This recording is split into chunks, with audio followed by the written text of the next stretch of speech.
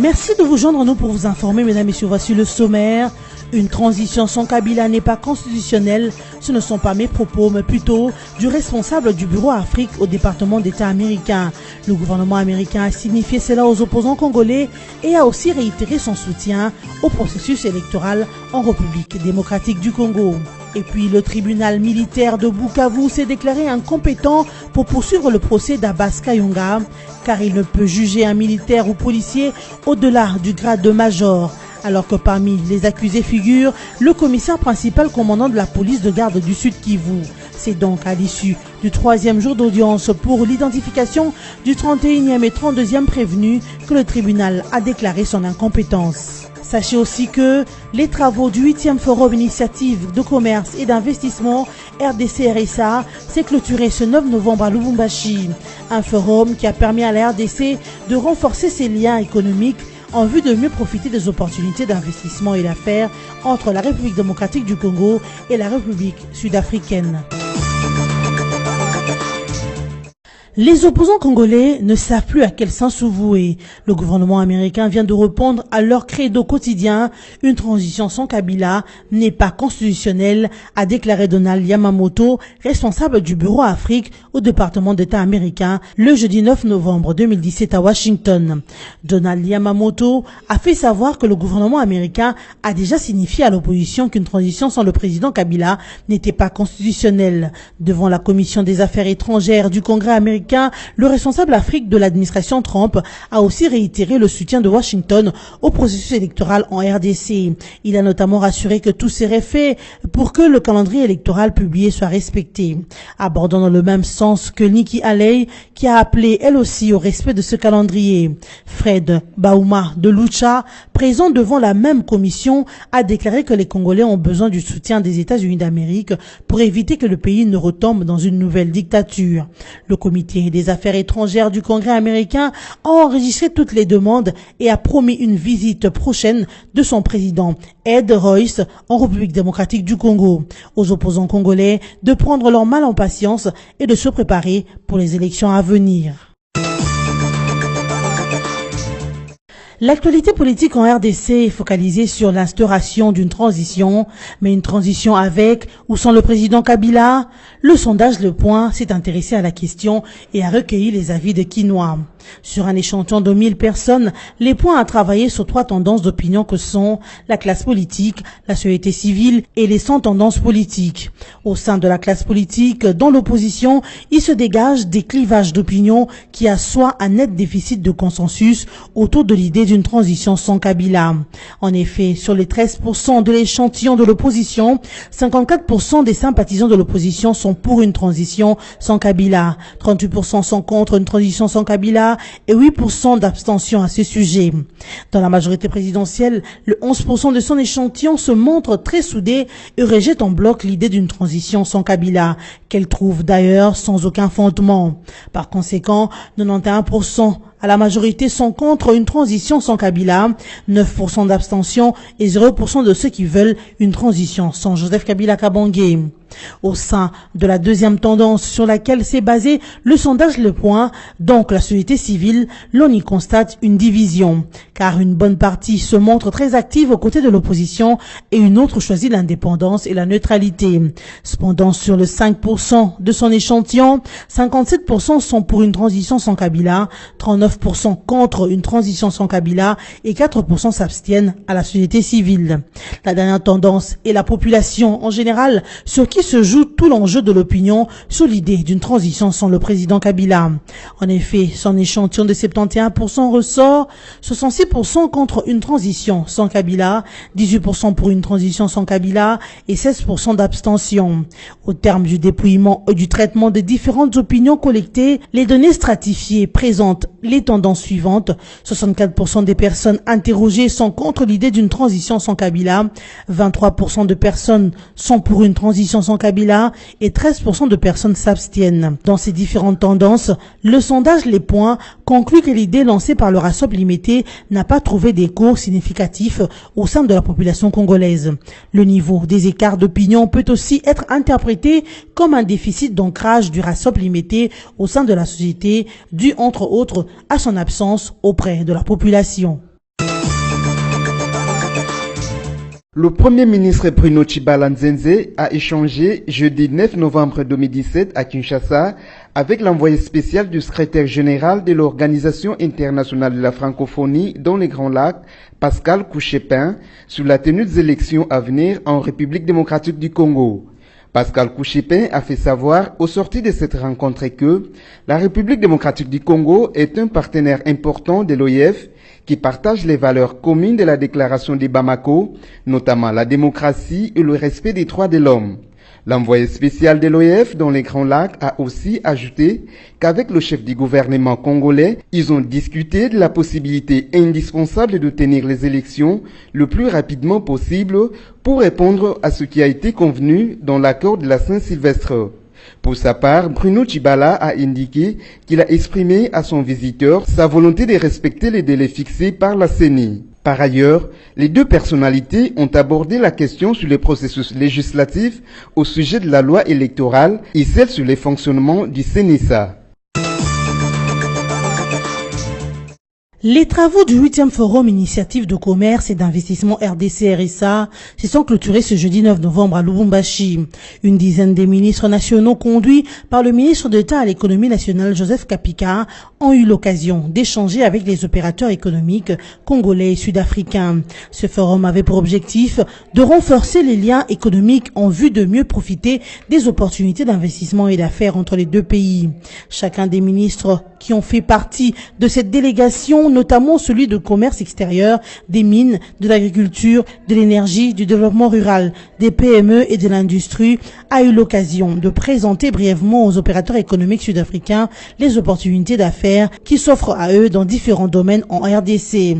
Étant donné que les Sud-Africains ont déjà investi 1,2 milliard de dollars américains en RDC, la tenue de ce forum constitue un signal fort pour l'intensification des échanges commerciaux entre les deux pays pour un partenariat gagnant-gagnant, a indiqué le ministre congolais de l'économie. Les réflexions des travaux de ce 8e forum ont tourné autour du sous-thème « Partenariat dans le développement des chaînes de valeur de l'industrie » car la RDC est dans l'obligation de diversifier son économie nationale afin de booster sa croissance et la rendre durable. Débuté à Kinshasa en début de semaine pour se clôturer à Lubumbashi, ce forum matérialise la volonté des deux chefs d'État, Joseph Kabila Kabange de la RDC et Jacob Zuma de la République sud-africaine, pour l'exploitation mutuelle des opportunités d'affaires et d'investissement entre les deux peuples. C'est au cours du 3e audience du procès Abbas Kayonga, le mercredi 8 dernier, que le tribunal militaire des garnisons de Bukavu s'est déclaré incompétent de poursuivre les commandements de la police des gardes au commissariat de la PNC au Sud Kivu. Le lieutenant-colonel Ritabora Rushema Makangila reproche les officiers de la PNC de n'avoir constitué la garde du prévenu Abbas Kayonga que par des policiers issus d'une même ethnie. Le tribunal militaire des garnisons de Bukavu a déclaré son incompétence dans l'affaire Abbas Kayonga après 3 jours d'audience en procédure de flagrance. Ce dernier fait partie du 30e personne poursuivie par la justice dans la ville de Bukavu dès l'aube du dimanche 5 novembre dernier. S'appuyant sur les codes militaires, le tribunal des garnisons a justifié sa décision par le fait qu'il ne peut juger un militaire ou un policier au-delà du grade de major. Au cours de cette séance, il a été question de la présentation et de l'identification du 31e et 32e prévenu dans cette affaire, à l'occurrence, les commissaires principaux de la police des gardes de Sud Kivu et son garde du corps. C'est après la présentation de ce que le tribunal a pu aborder la question de son incompétence dans ces procès. À l'annonce du verdict, le public qui assistait au procès a manifesté sa déception. En attendant la réponse de la cour militaire qui va prendre les relais de la tribunal militaire des garnisons de Bukavu.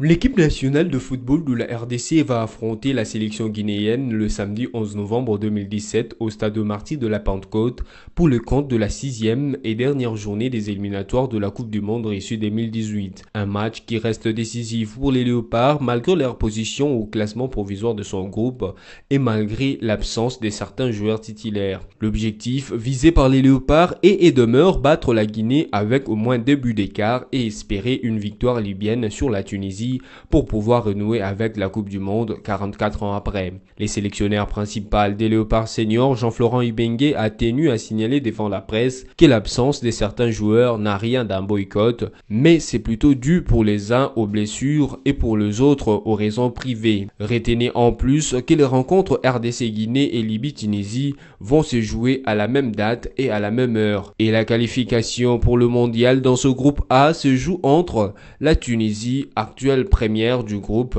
avec 13 points, et la RDC, deuxième, avec 10 points.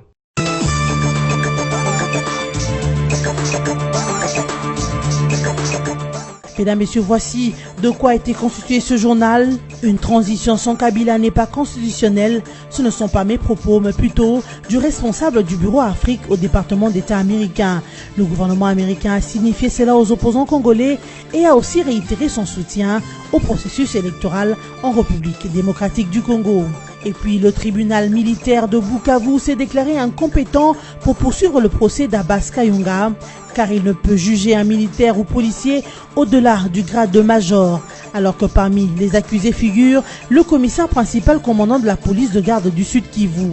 C'est donc à l'issue du 3e jour d'audience pour l'identification du 31e et 32e prévenu que le tribunal a déclaré son incompétence. Sachez aussi que les travaux du 8e Forum Initiative de commerce et d'investissement RDC-RSA s'est clôturé ce 9 novembre à Lubumbashi. Un forum qui a permis à la RDC de renforcer ses liens économiques en vue de mieux profiter des opportunités d'investissement et d'affaires entre la République démocratique du Congo et la République sud-africaine. C'en est fini pour cette édition d'information. Merci de nous avoir suivis.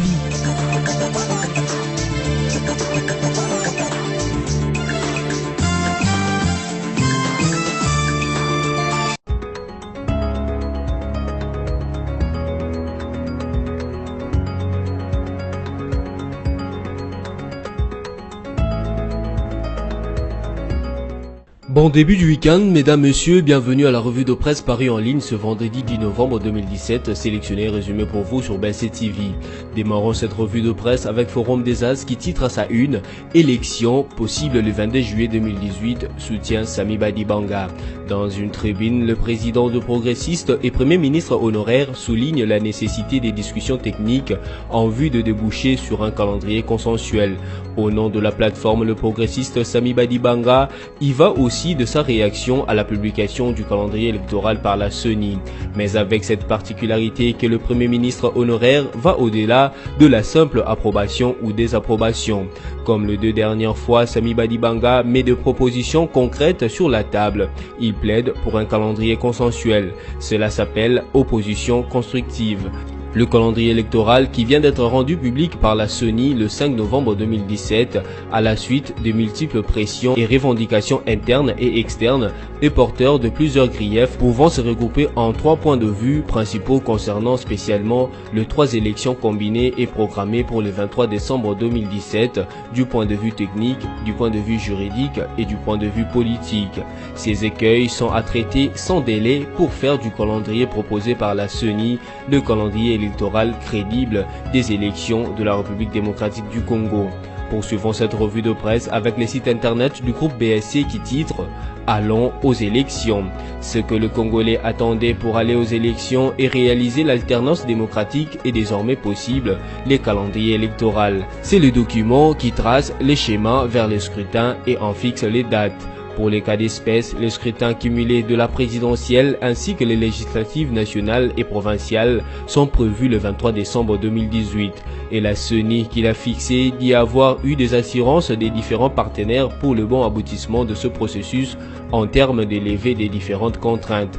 Bref, aujourd'hui la CENI a rencontré la demande de tout le monde pour aller aux élections. Tout le monde, y compris l'opposition radicale et la communauté internationale qui attendait des précisions sur le moment de l'alternance tant évoquée après la fin du mandat du président en exercice conformément à la Constitution. Logiquement donc, tout le monde était censé se trouver en ordre de bataille déjà pendant que chacun criait aux élections. Mais aujourd'hui on constate que ceux-là même qui réclamaient ce calendrier pour aller aux élections opposition ne manifeste aucun signe de préparation. Les radicaux de l'opposition n'ont pas encore envisagé d'examiner la possibilité de se désigner un candidat commun alors qu'ils en foisonnent déjà dans leur rang. Toutes les propositions qui ont été faites en son temps ont bouté à l'hostilité des uns contre les autres, comme si cette candidature unique était une chasse gardée de quelqu'un. Pour le reste du Rassemblement, l'on compte un nombre d'hétéroclites de plateformes sans position connue, sinon qu'ils ont choisi de tourner en orbite autour de la personne de Moïse Katumbi et de son porte-monnaie sans but fixe. Seul le G7, la plateforme issue de la majorité présidentielle, s'est clairement définie comme étant engagée derrière la candidature de son patron, qui est l'ancien gouverneur de l'ex-Katanga. Bouclons cette revue de presse avec actualité.cd qui note en grand titre « RDC, pour les USA, Kabila ne doit pas briguer un troisième mandat ou modifier la constitution pour rester au pouvoir ». Donald Yamamoto, secrétaire adjoint par intérim au bureau des affaires africaines du département d'État américain, a déclaré ce jeudi 9 novembre craindre que le non-respect du calendrier électoral conduise à la violence généralisée et instabilité en RDC. Notre objectif immédiat est de soutenir la stabilité en RDC à travers des élections authentiquement libres et équitables, crédibles et inclusives et conduire à un transfert pacifique et démocratique du pouvoir. La visite de l'ambassadeur LA du 25 au 28 octobre en RDC a envoyé un message clair au président Kabila et à son gouvernement qu'un nouveau retard serait inacceptable. L'ambassadeur LA a également déclaré à l'opposition que les États-Unis ne soutiennent pas les appels inconstitutionnels, a-t-il dit.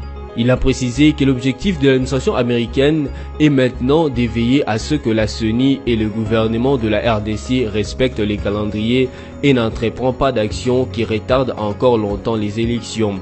Donald Yamamoto a précisé que la stabilité de la RDC est un objectif des États-Unis compte tenu de l'importance économique, géopolitique et sécuritaire de la RDC. Cette revue de presse est terminée. Merci de l'avoir suivi et bon week-end chez vous.